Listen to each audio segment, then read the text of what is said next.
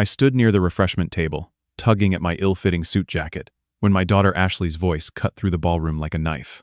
She was laughing with her new in-laws, her finger pointed directly at me. "That's the fat pig we have to put up with."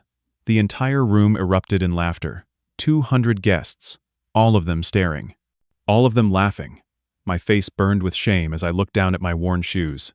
Then I noticed him. Her father-in-law, Gerald Hammond, a distinguished man, in an expensive tuxedo. He was staring at me, and his smile vanished instantly. The laughter still echoed in my ears as I stood frozen by the refreshment table, wishing I could disappear into the elegant wallpaper of the country club ballroom. My hands trembled as I set down the glass of punch I had been holding. 63 years old, and I had never felt more worthless than I did at that moment. My only daughter had just humiliated me in front of everyone who mattered in her new life. I watched as Gerald Hammond excused himself from the head table where Ashley and her new husband Preston sat like royalty. Gerald moved through the crowd with purpose, his jaw set, his eyes locked on me. The man had to be in his mid-60s, with silver hair perfectly styled and a bearing that spoke of wealth and authority. I had no idea why he was approaching me, but I assumed it was to ask me to leave quietly, to stop embarrassing the family further. When he reached me, his hand shot out and gripped mine with surprising strength. His hands were shaking. "Bryce Dalton?" he said, his voice low and intense. "Captain Bryce Dalton from the Marines?" I nodded slowly, confused. Nobody had called me captain in 20 years. "My God," Gerald breathed, and I saw tears forming in his eyes. "Fallujah, 2004. I was Lieutenant Hammond. You carried me 3 miles through enemy fire with a bullet lodged in your back. You saved my entire unit." The memory came flooding back. A younger man, bleeding from his legs, screaming in pain as mortars fell around us. I had hoisted him onto my shoulders and ran, ignoring the burning pain in my own spine where shrapnel had torn through muscle and scraped bone. I had delivered him to the medics and then collapsed. They pulled a twisted piece of metal from between my shoulder blades. I spent 6 months in recovery. "I remember," I said quietly. "But that was a long time ago. You don't need to make a fuss." "Make a fuss?" Gerald's voice rose, drawing attention from nearby guests. "You're a war hero. You saved my life. I've spent 20 years trying to find you to thank you properly, and here you are at my son's wedding, and your own daughter just called you." He couldn't finish the sentence. His face had gone red with anger. That's when Ashley appeared, her white wedding dress swishing as she stormed over. Her face was flushed, whether from champagne or fury I couldn't tell. "Dad, you're embarrassing me. Go sit down. Better yet, just go home." Gerald turned to her, confusion written across his features. "Ashley, do you understand who your father is? What he's done?" She cut him off with a sharp laugh. "I know exactly who he is, Gerald. He's a nobody. A janitor who couldn't even finish community college. He mops floors at Lincoln High School for $12 an hour." The words hit me like physical blows, but they were true. After my wife Helen died 10 years ago, I had taken the first job I could find. The cancer treatments had buried us in debt, and Helen's medical bills had consumed our savings, our retirement fund, everything. I needed steady work with benefits, and the school district offered both. I wasn't ashamed of honest work, but hearing my daughter weaponize it against me made my chest tighten. Gerald's face had gone pale. "Your father is a decorated veteran. He received the Silver Star. He was a grunt who got lucky," Ashley interrupted, her voice dripping with contempt. "Now he's just an old man who can barely make ends meet. Do you know he lives in a tiny apartment in the worst part of town? Do you know he drives a car that's older than my marriage?" She laughed bitterly at her own joke. Preston joined us then, tall and handsome in his designer tuxedo, his arm sliding possessively around Ashley's waist. He had the confident smile of someone who had never been denied anything in his life. "At least the old man signed the papers before the wedding," Preston said with a smirk. "That's something." My heart stopped. "What papers?" Ashley's smile turned triumphant. "The quitclaim deed, Dad. You signed over your house to me last month. Remember? You were so excited to help your baby girl start her new life." The room seemed to tilt. I did remember signing something. Ashley had come to visit me, which was rare enough to be memorable. I had fallen off a ladder at work a week before, bruised my hip badly, and the doctor had given me pain medication that made everything fuzzy. Ashley had brought papers, said something about wedding planning, about needing my help. I had been so happy that she wanted my involvement that I had signed without reading carefully. "My house?" I whispered. "But that's where I live." That's all I have. Preston laughed, a cruel sound. Not anymore, old man. We're selling it next week. Already have a buyer lined up. There's a beach condo in Florida we've got our eye on. Nothing personal, just business. I looked at Ashley, searching for some sign of the little girl I had raised, the child I had read bedtime stories to, the teenager I had taught to drive, the young woman I had walked down the aisle just hours ago. But her eyes were cold, calculating. This wasn't a mistake. This was planned. Ashley, that house is all I have, I said, my voice breaking. Where will I go? She shrugged, adjusting her veil. Not my problem, Dad. You should have thought about your future before you wasted all your money on Mom's treatments. We all knew she was going to die anyway. You could have saved something for yourself. The casual cruelty of that statement nearly brought me to my knees. Helen had fought so hard. 3 years of chemotherapy, radiation, experimental treatments. I would have sold my soul to save her. And Ashley thought I should have let her die to preserve my financial security. Gerald stepped forward, his jaw clenched. Now wait just a minute. You can't just take your father's home. That's elder abuse. That's fraud. Preston turned to Gerald with a patient smile, like he was explaining something to a child. Actually, Gerald, it's completely legal. Properly notarized and everything. And before you get any ideas about helping him, you should know that my father's company, Whitmore Medical Management, acquired your security consulting firm's contracts last year. Every single one. You work for us now, essentially.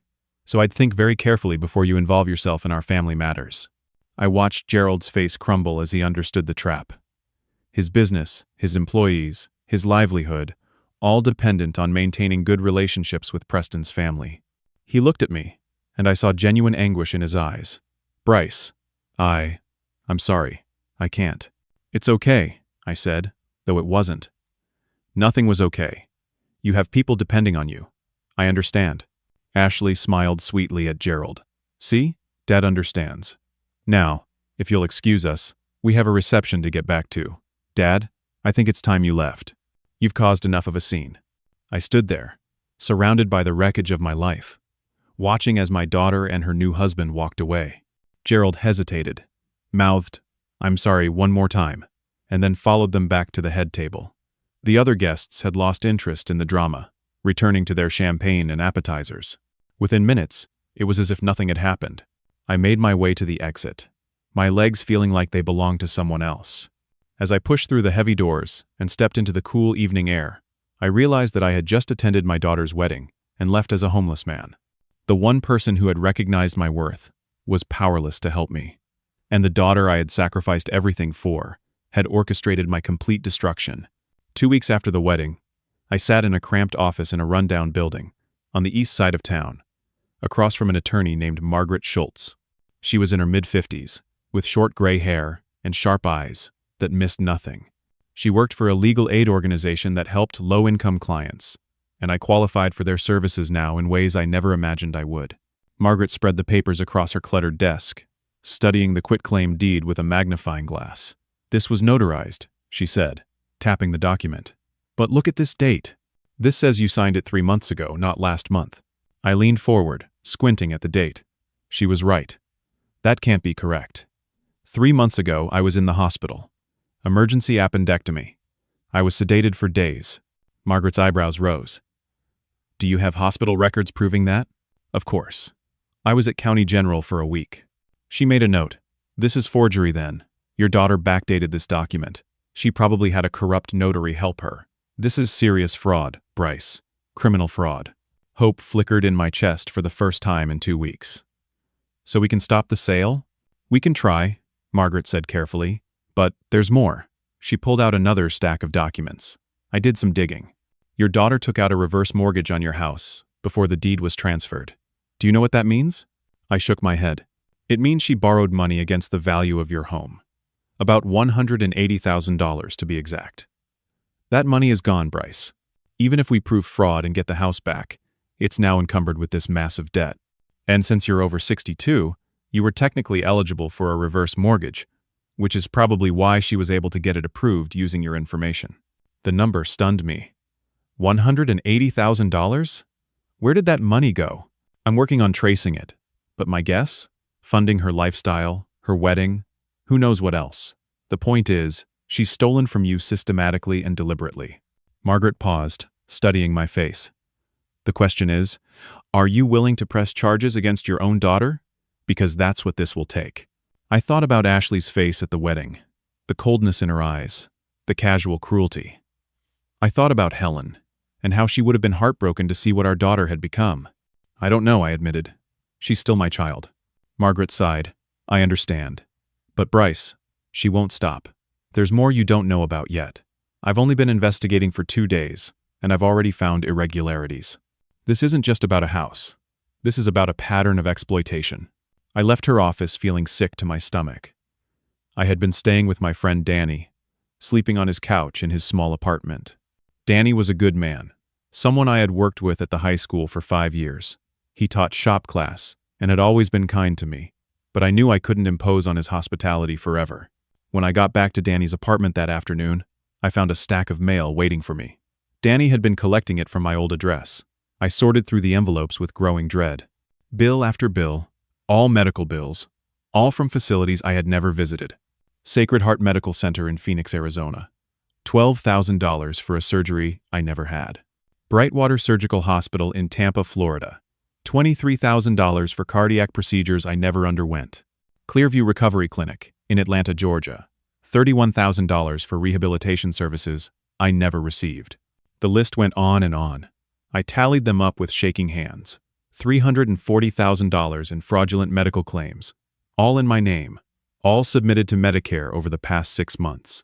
I called Medicare immediately, my heart pounding. The investigator I spoke with, a woman named Patricia, confirmed my worst fears. Yes, Mr. Dalton, we've been seeing suspicious activity on your account. Claims submitted from multiple states, often for overlapping dates. We flagged your file for review. Can you tell me who else has access to your personal information? Your social security number? Your Medicare card? Ashley had all of it. She had claimed she was helping me organize my important papers after Helen died. She had copies of everything. My daughter, I said, the words tasting like ash in my mouth. The chest pain started that evening. At first, I thought it was just stress, just anxiety from the overwhelming weight of what I was learning. But the pain intensified, radiating down my left arm, making it hard to breathe. Danny found me collapsed on his bathroom floor at 2 a.m. The paramedics arrived quickly.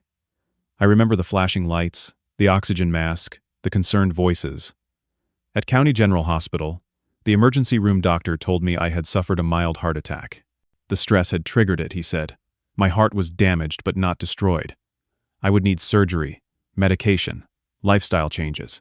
Recovery would take months. The hospital social worker, a kind woman named Teresa, visited me the next day. She had kind eyes and spoke in a gentle voice that made me want to cry. Mr. Dalton, I've reviewed your case file. I'm very concerned about what I'm seeing. The financial exploitation, the medical identity theft, your living situation. This looks like textbook elder abuse. I need to file a report. No, I said immediately. Please don't. She's my daughter. I don't want her to go to jail. Teresa sat down beside my bed. Mr. Dalton, she's stolen your home and your identity. She's committed fraud that could land her in federal prison. And now you've had a heart attack from the stress. When does it become enough? I didn't have an answer for her. The real medical bills started arriving. The emergency room visit, the cardiac catheterization, the stents they had placed in my arteries. Even with Medicare, I was looking at thousands in out-of-pocket costs. Money I didn't have. The hospital financial counselor suggested payment plans, charity care, anything to help. But the numbers were crushing. I was in the hospital for 5 days. On the 3rd day, Ashley came to visit. For a brief, foolish moment, I thought she had come to apologize, to say she had made a terrible mistake, to make things right. She walked into my room wearing designer clothes, carrying an expensive purse, looking healthy and radiant. She had just returned from her honeymoon in the Bahamas, she told me. It had been wonderful. Dad, I need you to sign this, she said, pulling papers from her purse.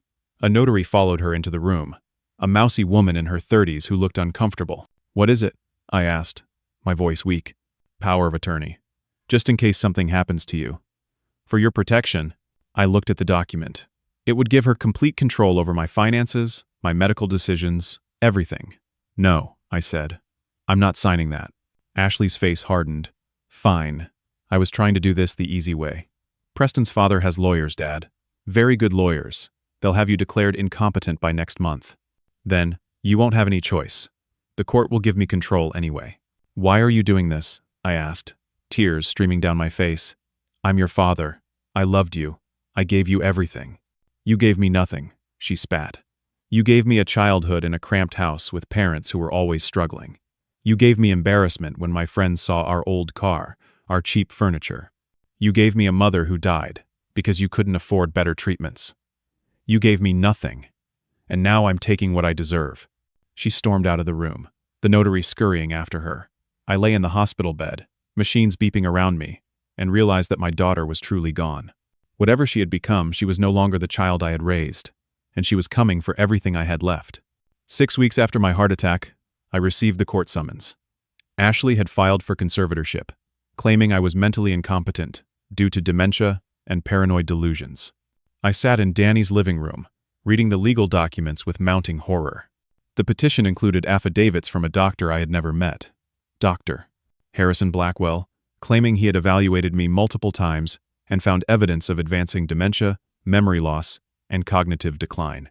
It included statements from witnesses I didn't recognize, people who claimed to have observed me confused and wandering in public places. It was all lies, all fabricated, but it looked official and convincing on paper. Margaret Schultz reviewed the documents with a grim expression. This is sophisticated, Bryce. They've built a compelling case using manufactured evidence. The hearing is in 2 weeks. If they win, Ashley gets complete control. Your pension, your Social Security, your medical decisions, everything. You become essentially a legal child under her guardianship. Can we fight it? I asked, though I wasn't sure I had the strength to fight anymore. We can try. But we need evidence of the fraud to counter their claims. Evidence gathering costs money. Private investigators, document experts, medical evaluations from legitimate doctors. I'm working pro bono, but I can't fund an investigation. The legal aid organization has limited resources. I had nothing. My savings were gone. My house was gone. I was living on Danny's couch, depending on his charity. The stress was overwhelming. That evening, Danny sat down across from me, his face troubled. Bryce, I got a call today, from Ashley's lawyers. My stomach dropped. What did they want? They offered me $25,000 to testify at the hearing. To say that I've noticed you acting confused and forgetful, that you've been difficult to live with, that you've shown signs of mental decline. He wouldn't meet my eyes. Are you going to do it? I asked quietly. No, he said firmly. Absolutely not. But Bryce, I can't have you here anymore. I can't afford to get involved in a legal case. I'm 3 months behind on my mortgage.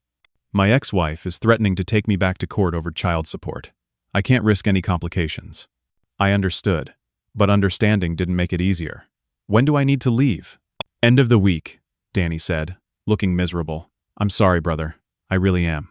So I packed my few belongings into my 2008 sedan. The car was old, the seats were torn, and the heater barely worked, but it ran. I started sleeping in it, parked in different locations each night to avoid being hassled by police. It was late October, and the nights were getting cold. I wrapped myself in blankets Danny had given me and tried to sleep, but mostly I just shivered and worried about the hearing. A week before the court date, Gerald found me. I was parked in a grocery store lot, eating a sandwich I had bought with the last few dollars in my wallet, when he knocked on my window. I nearly jumped out of my skin. Can we talk? He asked. I let him into the passenger seat. He looked around at the interior of my car, at the blankets and clothes piled in the back, at the toiletries bag on the floor, and his face fell. God. Bryce. I didn't know it had gotten this bad. What do you want, Gerald?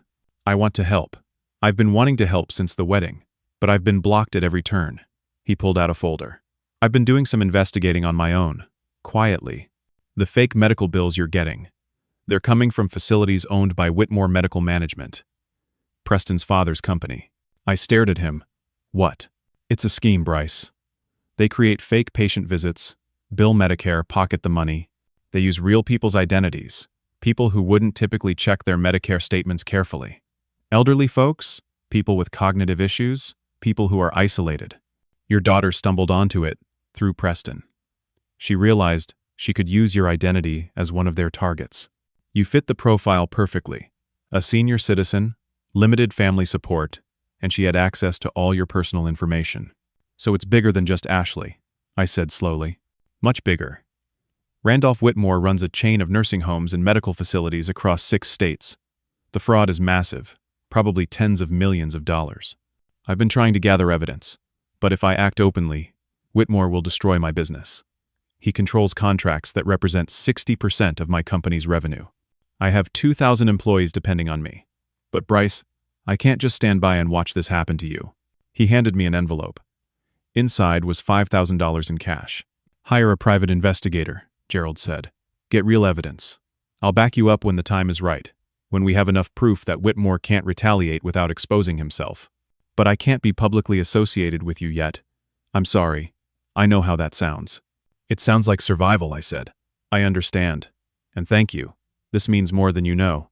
I used the money to hire Jake Morrison, a private investigator who worked out of a small office above a pawn shop. Jake was in his mid-40s, grizzled and cynical, but he came recommended and said he'd worked elder fraud cases before. For 3 days, Jake dug into Ashley's finances, Preston's connections, and Whitmore Medical Management's operations. He found paper trails showing money flowing from Whitmore facilities into accounts connected to Preston and Ashley. He found evidence of other victims, other elderly people whose identities had been used for fraudulent billing. He found connections between Ashley and employees at Whitmore facilities who had helped her access patient records and billing systems. On the 4th day, Jake called me, his voice tight with fear. We need to meet. Now. We met in a park. Jake looked over his shoulder constantly, paranoid. I got a visit this morning. 2 guys. They didn't identify themselves, but they knew things about me, about my family. They told me very clearly to drop your case. They suggested that continuing the investigation would be bad for my health. What are you saying? I asked, though I already knew. I'm saying I'm out, Bryce. I'll give you what I have, but I can't keep digging. I've got kids, man. I can't risk it. He handed me a flash drive and a manila envelope. This is everything, but it's not complete. I didn't get far enough. I'm sorry. He walked away quickly, constantly looking back, as if he expected to be followed.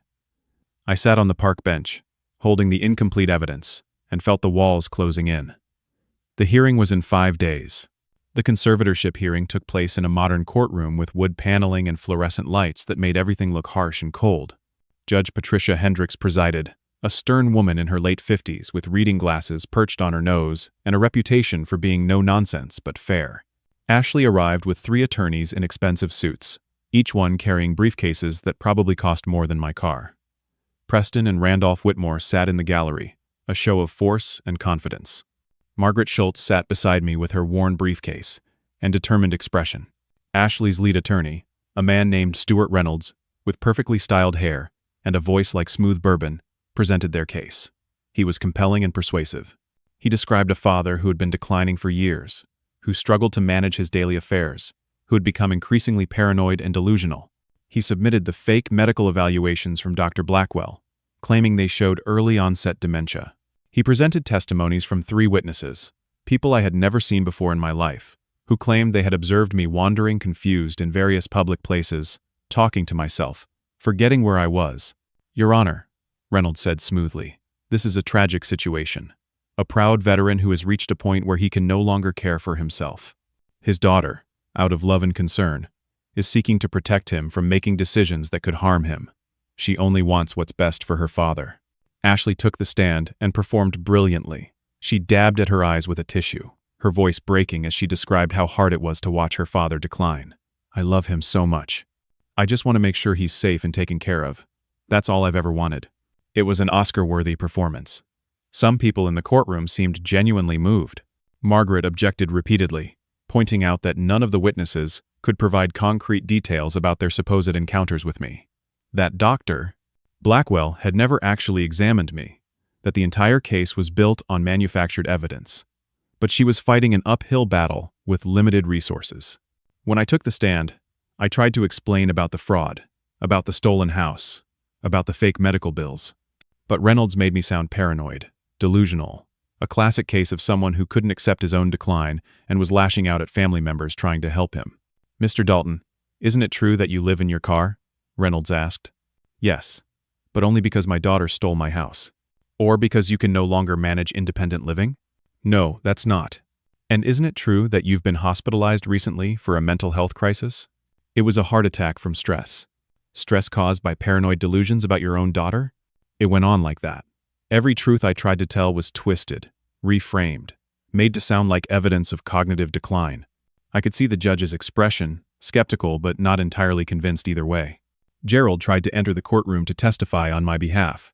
I saw him at the back, trying to push his way to the front, but Randolph's lawyers intercepted him in the hallway during recess. Through the small window in the door, I could see them talking, their body language threatening. Gerald's face went pale. When court resumed, he was gone. Later, I learned what they had told him. You have 3 facilities using our management software. 1 word from us, and your systems go dark. 2,000 employees out of work overnight. Do you really want to risk that for this old man? Gerald had 2,000 people depending on him for their livelihoods. He had families, mortgages, children's college funds riding on his business, remaining solvent. He couldn't sacrifice all of them for me, no matter how much he wanted to. I didn't blame him. The system was designed to protect people like Whitmore and crush people like me. Judge Hendricks looked like she was preparing to rule in Ashley's favor. She had clearly been swayed by the manufactured evidence, by Ashley's tears, by the seeming reasonableness of it all. I sat there, numb, waiting for the gavel to fall and end what remained of my independence. Then a woman in the back of the courtroom stood up. Your Honor, I request a continuance, she said, her voice carrying authority. Federal investigation pending.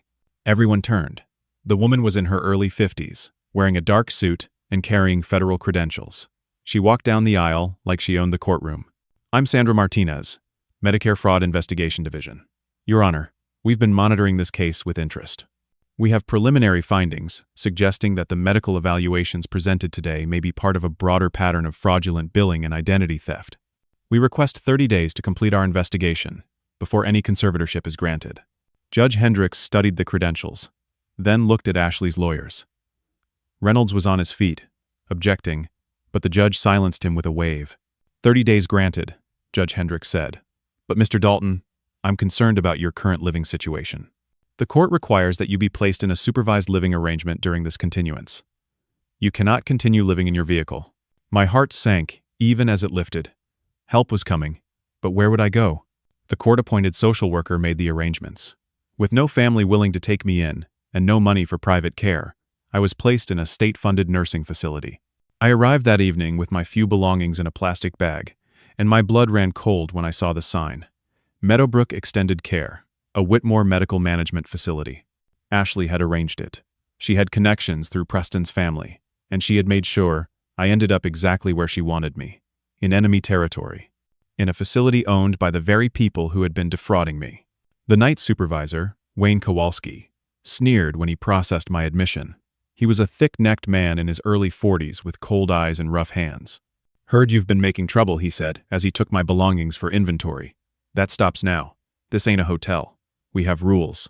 You follow them, or life gets difficult. Understand? I understood perfectly. I was trapped in a cage, and my captors held all the keys.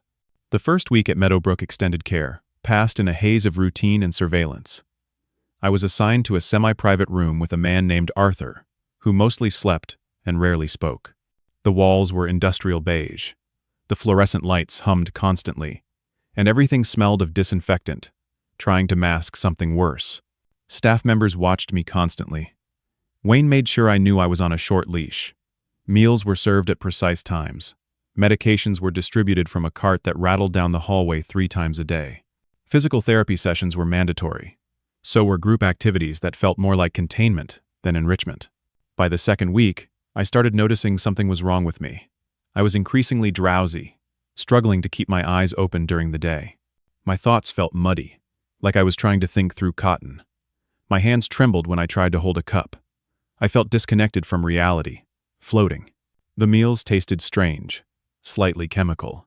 The medications Wayne handed me were different colors than what I had been prescribed after my heart attack. When I asked about it, he told me the doctor had adjusted my prescriptions, but I hadn't seen a doctor. I started pretending to take the pills, hiding them under my tongue and spitting them out later. I examined them when I was alone. They weren't my heart medications.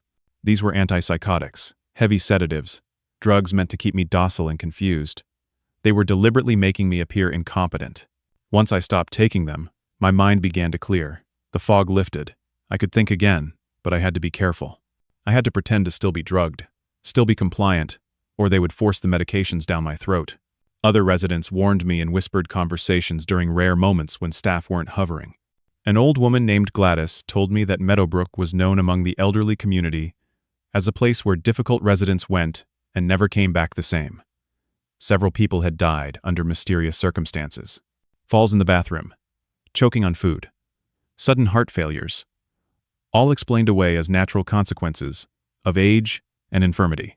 "Don't cause trouble," Gladys whispered to me during a group activity where we were supposed to be playing bingo.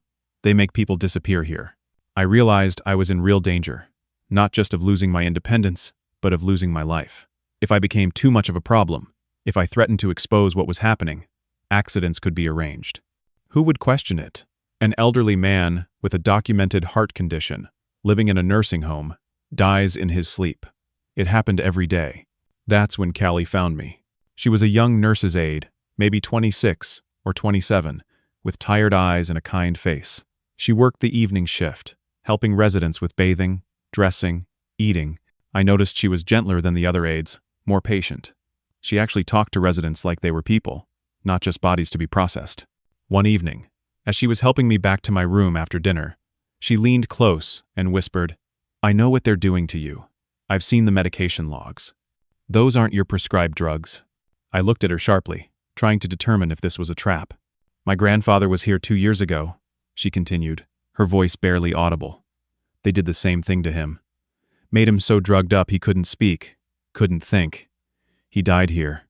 They said it was pneumonia, but I know better. I've been documenting everything since then. Photos, medication logs, financial records I've copied when the administrators aren't looking. I want to expose this place, but I'm scared. I'm a single mother. I need this job. I can't afford to lose it." "Why are you telling me this?" I asked. "Because you're different. You're fighting back. That federal investigator at your hearing, she's real. I looked her up. If we can get evidence to her, maybe she can shut this place down. But I can't do it alone. I'll get caught." We began to plan. Callie had access to the administrative offices during her shifts. She could copy files when the night supervisor was making rounds on other floors. But we had to be careful. There were cameras everywhere, and Wayne was suspicious by nature. Over the next week, Callie managed to copy patient records showing fraudulent billing. She found my own file, showing fake charges for procedures I had never received.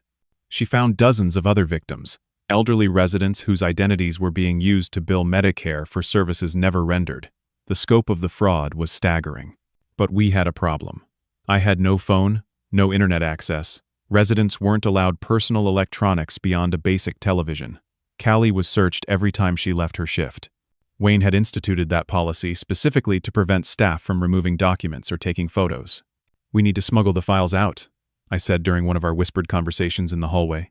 "Can you copy them to a flash drive? They monitor computer use. The moment I plug in a drive, it'll be flagged." She thought for a moment. "But I work laundry detail on Thursdays. What if we hide documents in the laundry bags? They don't search those." It was risky, but it was our best option. We spent 3 weeks, slowly, carefully, smuggling out copied documents, piece by piece. Callie would fold them into her personal laundry, mixed with her work uniforms. She stored them at her apartment. We were building a case, gathering evidence, but time was running out. The hearing was only 2 weeks away. Then Preston came to visit. He walked into the day room where I was pretending to watch television with the other residents. He looked smug and comfortable, like a man who owned the world. He sat down beside me, close enough that no one else could hear our conversation. "You're looking terrible, old man," he said cheerfully. "Maybe Ashley was right about the dementia. You seem pretty out of it." I said nothing, maintaining my drugged persona. "I just wanted to let you know how things are going," Preston continued. "After the conservatorship is granted, and it will be granted, we're moving you to a long-term care facility in Nevada. Nice place. Very remote. Very private. You'll be comfortable there, and completely isolated. No visitors, no phone calls. Just peace and quiet for your remaining years. However long that is." He was describing a prison. A place where I would disappear completely.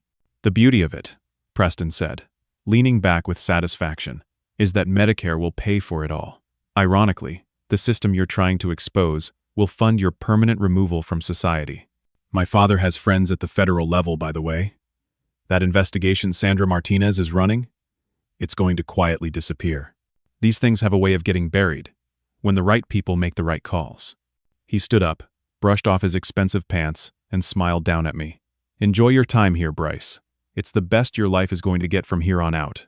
After he left, I sat there, feeling hope drain away like water through my fingers. Even if Callie and I managed to get the evidence out, even if we reached Sandra Martinez, Preston's father had connections that could make investigations vanish. We were fighting against people with unlimited resources and political power. What chance did we have? That night, I lay in my bed, staring at the ceiling, listening to Arthur snore in the bed next to mine. I thought about Helen, about how she had fought so hard against the cancer, never giving up even when the doctors said there was no hope. She had fought until her last breath because she believed life was worth fighting for. I couldn't give up. Not yet. Not while I still had breath in my body. Callie managed to copy the final set of documents on a Thursday evening. She had nearly a complete picture of the fraud operation now. Patient names, fake billing codes, dollar amounts, dates, everything. It was enough to prove the scheme. But we still needed to get it to Sandra Martinez, and we needed to do it before the hearing in 1 week. I can mail it, Callie whispered, as she helped me to the bathroom. Overnight delivery to the federal building downtown. They'll intercept it, I said. Wayne monitors all outgoing mail from residents. He'll probably monitor staff mail too if he's suspicious. Then what do we do? I didn't have an answer. We were so close, but the final barrier seemed insurmountable. We had the evidence, but we couldn't deliver it. And without delivery, it was worthless. The breakthrough came from an unexpected source. On a Friday afternoon, 1 week before the final hearing, Callie was caught. Wayne had instituted a random locker inspection, something he did periodically to keep staff nervous and compliant. He opened Callie's locker and found a folder of copied documents she had planned to smuggle out that evening. His face turned purple with rage. "What the hell is this?" he shouted, holding up the papers. The other staff members in the break room went silent. Callie tried to grab the folder, but Wayne shoved her away. "You're stealing confidential patient records? You're fired. And I'm calling the police. This is theft of protected health information. You're looking at federal charges." I heard the commotion from my room and rushed to the hallway. Other residents were gathered, watching through windows and doorways as Wayne dragged Callie toward the administrative offices. She looked terrified. But Callie was smart. Before Wayne had grabbed her, before he could take her phone, she had managed to send a text message. I learned about this later. She had texted her best friend, a woman named Jessica who worked at a coffee shop in town. "Call Margaret Schultz. Tell her they caught me. Tell her now." Jessica did exactly that. She found Margaret's number online and called her immediately, breathlessly explaining that Callie had been caught with documents at Meadowbrook, that she was about to be arrested, that everything was falling apart. Margaret didn't hesitate. She got in her car and drove straight to the facility. She arrived 40 minutes later, just as 2 police officers were taking statements from Wayne. "I'm Margaret Schultz, attorney for Bryce Dalton," she announced at the front desk. "I understand there's a situation involving one of your staff members and documents related to my client. I demand to see those documents immediately." Wayne tried to block her. "This is a private facility. You have no right to." "My client is a resident here under court order," Margaret interrupted. "Any documents relating to his care or billing are subject to legal discovery in his conservatorship case. Show me what you found, or I'll have a judge here with a warrant within the hour." The police officers looked uncomfortable. This was becoming more complicated than a simple employee theft case. Margaret's presence, her legal authority, changed the dynamics. "Ma'am, we're investigating a potential theft of confidential patient information," one officer said. "This isn't related to your client specifically." "Isn't it?" Margaret pulled out her own folder. "I've been investigating Medicare fraud at this facility for weeks. If those documents my client's friend was attempting to remove contain evidence of fraud, then she's a whistleblower, not a thief. And whistleblowers are protected under federal law." Wayne's face went pale. The police officers exchanged glances. This was escalating beyond their pay grade. While this confrontation played out in the lobby, I was back in my room, frantically trying to figure out what to do. If Callie went to jail, if the documents were confiscated as evidence and buried in some police storage facility, we would lose everything. That's when I remembered Gerald. I found a phone in the day room that residents were allowed to use for supervised calls. I called Gerald's office, got his secretary, and begged her to put me through. To my amazement, she did. "Bryce?" Gerald answered. "What's wrong?" I told him everything in a rush. About the documents, about Callie being caught, about Wayne and the police, and how everything was falling apart. "I need help, Gerald. I know you can't get involved publicly, but if you know anyone at all who can help." There was a long pause. Then Gerald said, "I've been a coward, Bryce. I've been hiding behind my business, my employees, my excuses. But enough is enough. I'm done being afraid of these people. Gerald, you don't have to." "Yes, I do. You saved my life in Fallujah. You carried me through fire. The least I can do is stand beside you now." He hung up. 15 minutes later, Gerald called back. "I've contacted Sandra Martinez directly. I gave her everything I know about Whitmore's operation. I told her about the business threats, the intimidation, all of it. She's been building a case for 8 months. They've been investigating Whitmore Medical Management, but they haven't moved because Randolph has political protection, a senator who's received large campaign donations. But Sandra says they have enough now. They just needed public pressure to act." "Public pressure?" "I'm calling a journalist I know, Rachel Foster. She works for the national desk at a major newspaper. I'm giving her the whole story." "Your story, Bryce. The war hero who saved my life, then got betrayed by his own daughter, and trapped in a fraudulent nursing home. It's going to run tomorrow, front page.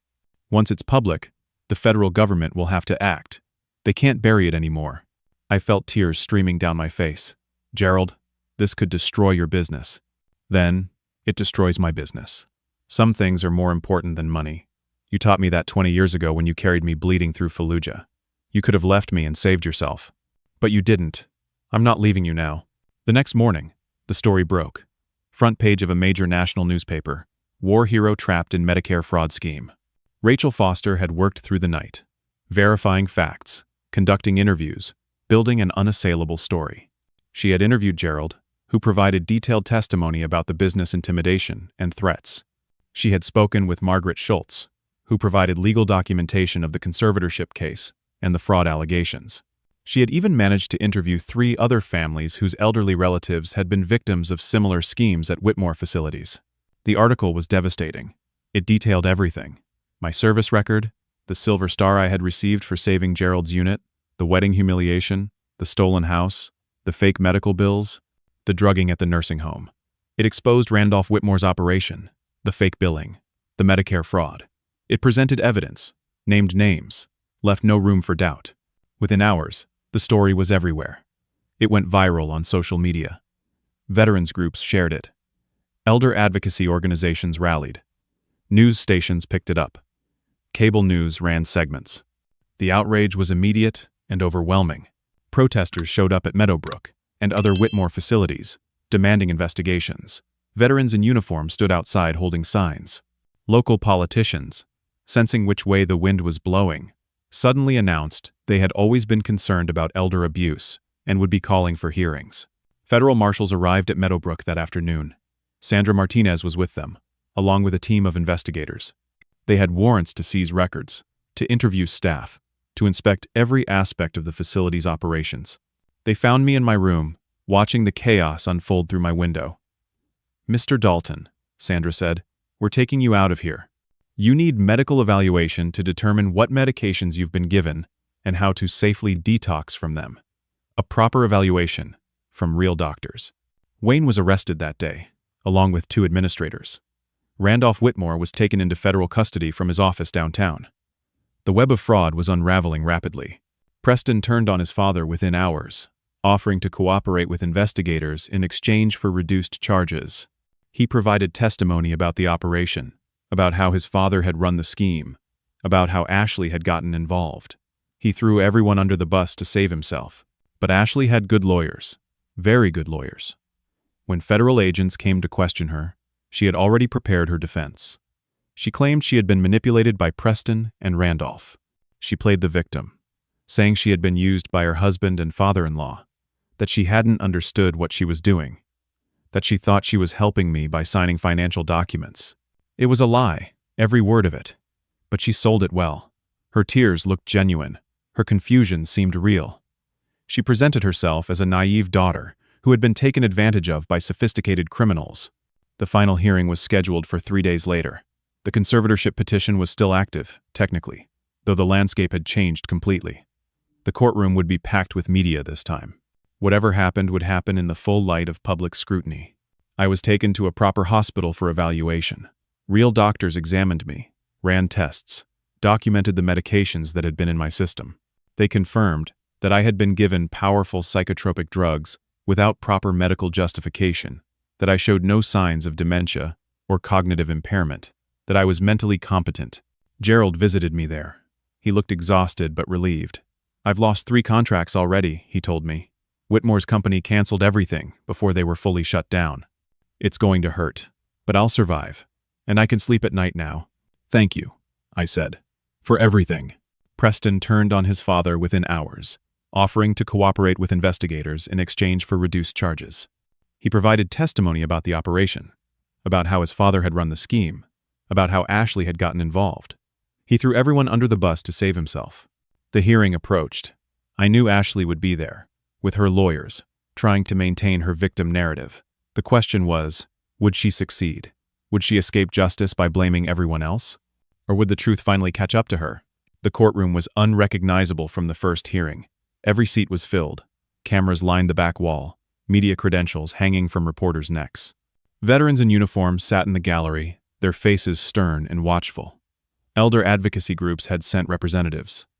The story had captured national attention, and everyone wanted to see how it would end. I sat at the plaintiff's table with Margaret Schultz, wearing a suit that Gerald had bought for me. It fit properly this time.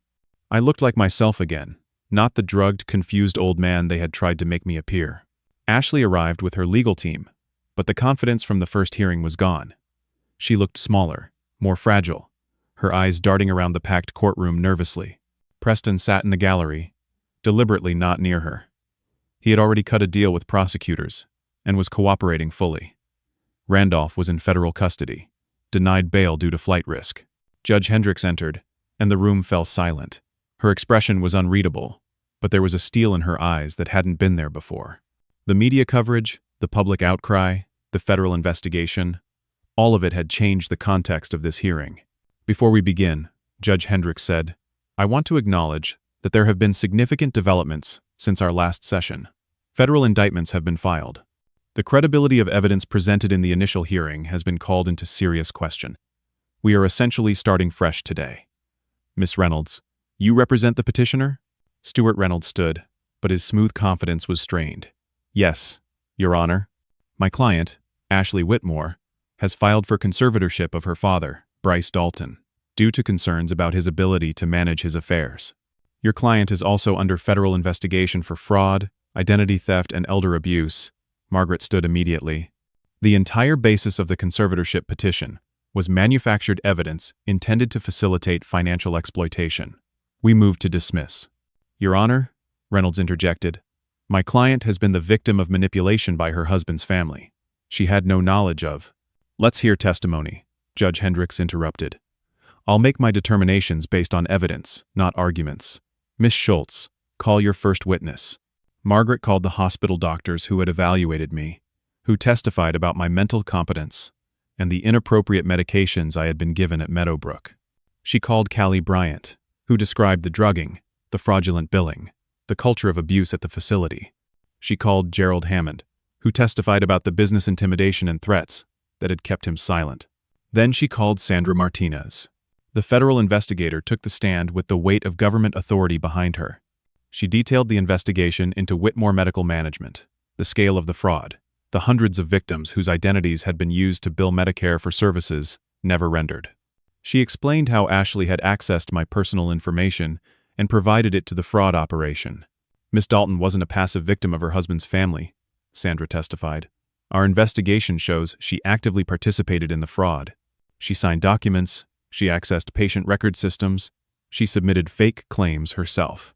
She profited directly to the tune of approximately $230,000 that we've traced so far." The number hung in the air. $230,000. More than the reverse mortgage. More than the house. She had been stealing from me, and from Medicare systematically, for over a year. When Ashley took the stand, She tried to maintain her victim narrative.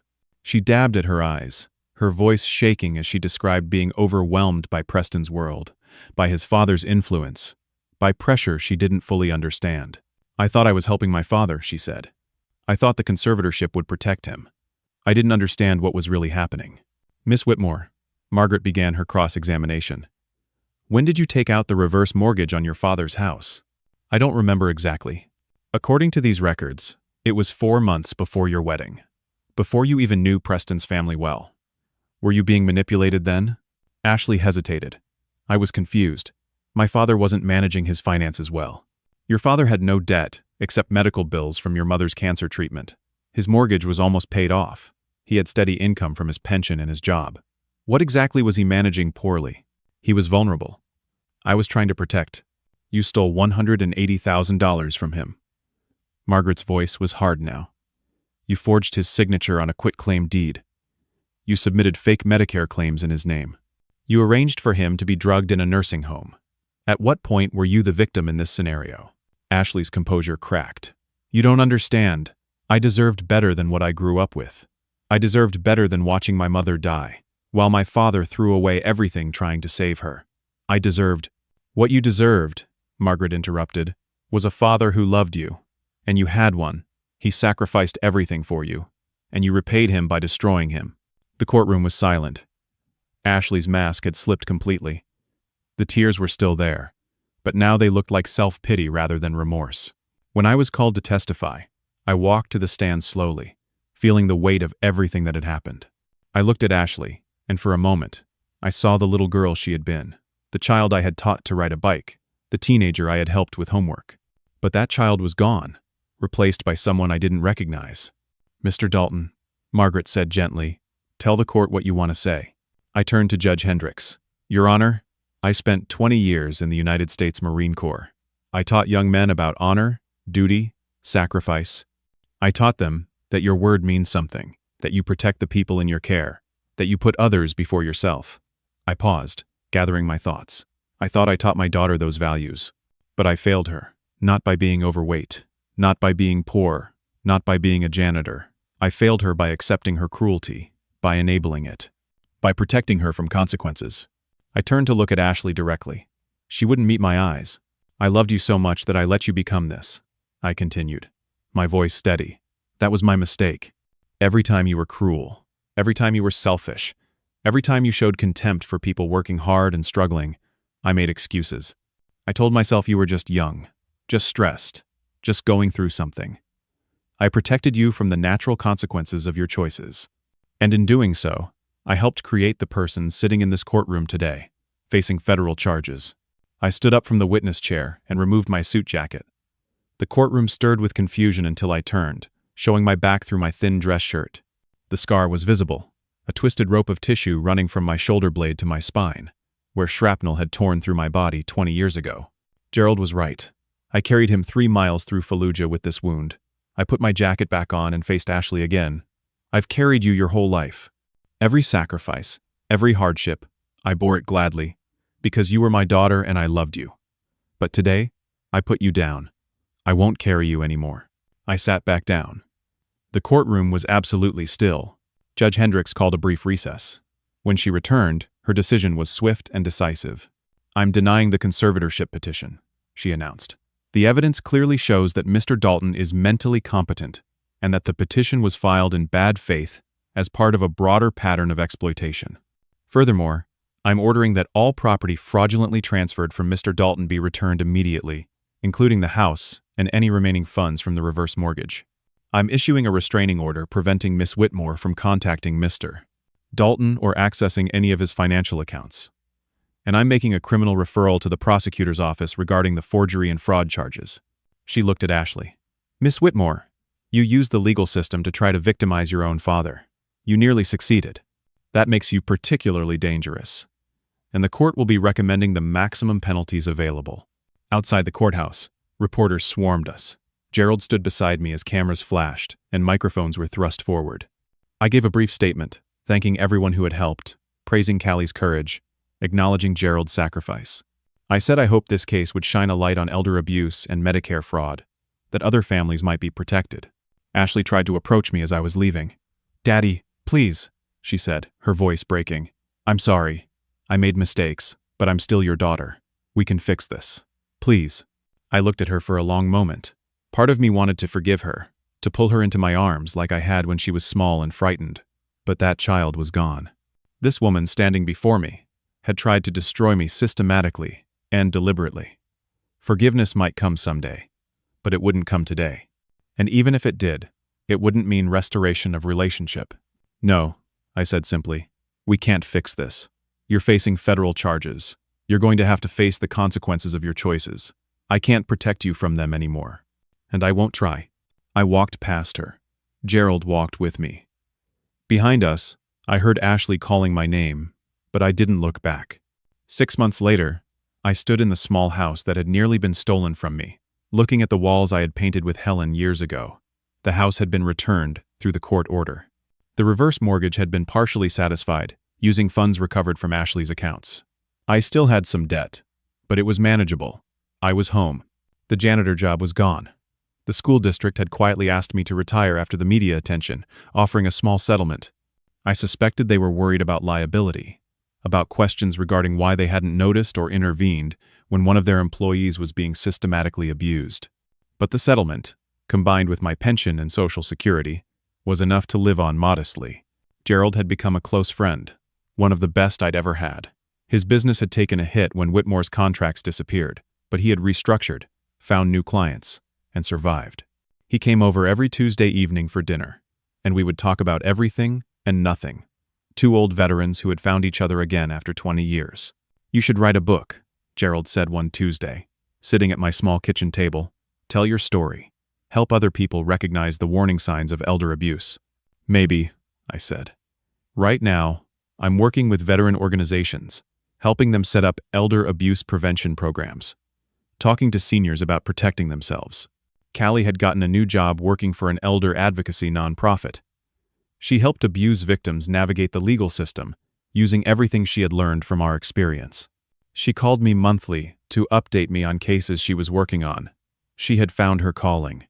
Sandra Martinez had successfully prosecuted the Whitmore case. Randolph was sentenced to 12 years in federal prison. Wayne got 5 years. Several other employees at Meadowbrook received sentences ranging from probation to 3 years. The facility was shut down permanently. Preston had cut a deal and testified against everyone. He got probation and community service. The last I heard, he was working at his uncle's car dealership, divorced from Ashley, trying to rebuild his life quietly. Ashley's trial had concluded 3 weeks ago. She was convicted on multiple counts of fraud, identity theft, and elder abuse. The jury had deliberated for 4 hours. She was sentenced to 8 years in federal prison. I didn't attend the sentencing. Margaret told me about it afterward. Ashley had cried, had begged for leniency, had claimed she was sorry, and wanted to make amends. The judge had been unmoved. Did she ask about me? I had asked Margaret. "No," Margaret said. "She blamed you, actually. Said you had turned everyone against her, that you could have stopped the prosecution if you wanted to." Even at the end, she couldn't accept responsibility. Even facing 8 years in prison, she saw herself as the victim. I had received one letter from her, forwarded through Margaret. I had held it for 3 days before opening it. Inside was a single page, her handwriting neat and controlled. "Dad," it read, "I know you won't forgive me. I don't expect you to, but I want you to know that I do remember the good times. I remember you teaching me to ride a bike. I remember you making pancakes on Sunday mornings. I remember feeling safe when you were there. I don't know when I stopped being that girl. I don't know how I became this person. I'm sorry. I know that's not enough, but it's all I have."